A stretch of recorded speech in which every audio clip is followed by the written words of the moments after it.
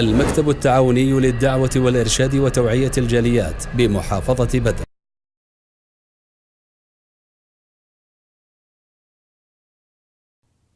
আলহামদুলিল্লাহ সালাতু ওয়াসসালামু আলা রাসূলিল্লাহ ওয়া বাদ।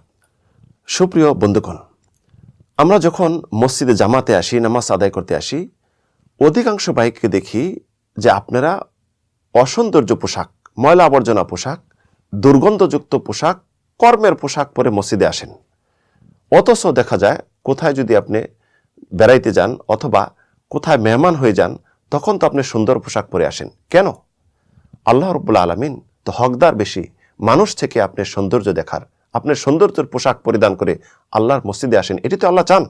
আল্লাহ রাব্বুল আলামিন ইরশাদ করেছেন, ইয়া বানি আদমা খুযু যিনাতাকুম ইনদা কুল্লি মসজিদ। হে আদম সন্তানগণ, তোমরা সাজসজ্জা গ্রহণ করে প্রত্যেক নামাজে আসো। রাসূল সাল্লাল্লাহু আলাইহি ওয়াসাল্লাম ইরশাদ করেছেন, মান গাদা ইলাল মসজিদ আও রাহা আ'আদ্দাল্লাহু লাহু নুজুলাহু ফিল জান্নাতি কুল্লামা গাদা আও রাহা।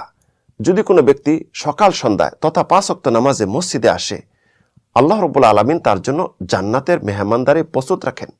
তাহলে আল্লাহর মেহমানদারি হতে আমরা নোংরা আবর্জনা পোশাক পরে আসি, অথচ বাইরে যখন মেহমান হতে যাই সুন্দর সাজসজ্জা গ্রহণ করে আসি। মানুষ হকদার বেশি নাকি আপনার সাজ সজ্জা সৌন্দর্যর হকদার আল্লাহ রাব্বুল আলামিন বেশি? আব্দুল্লাহ ইবনে উমর রাদিয়াল্লাহু দেখলেন এক ক্রীতদাসকে মসজিদে আসছে অমার্জিত পোশাক পরে। তখন আব্দুল্লাহ ইবনে উমর বললেন, হে ক্রীতদাস, তোমাকে যদি আমি কোনো প্রয়োজনে বাইরে পাঠাই, তুমি কি এই পোশাক পরে যাবে? বলছে না। তাহলে কেন? আল্লাহ রাব্বুল আলামিন তো হকদার বেশি তোমার সাজ সৌন্দর্য দেখার জন্য।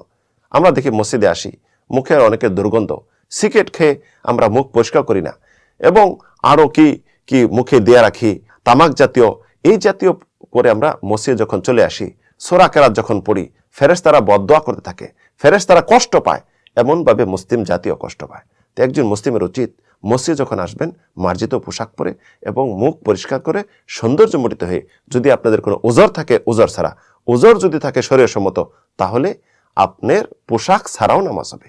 আল্লাহ রাব্বুল আলামিন আমাদের সবাইকে আল্লাহর জন্য সৌন্দর্যমণ্ডিত হয়ে মসজিদে আসার তৌফিক দান করুন। আমিন, আল্লাহুম্মা আমিন।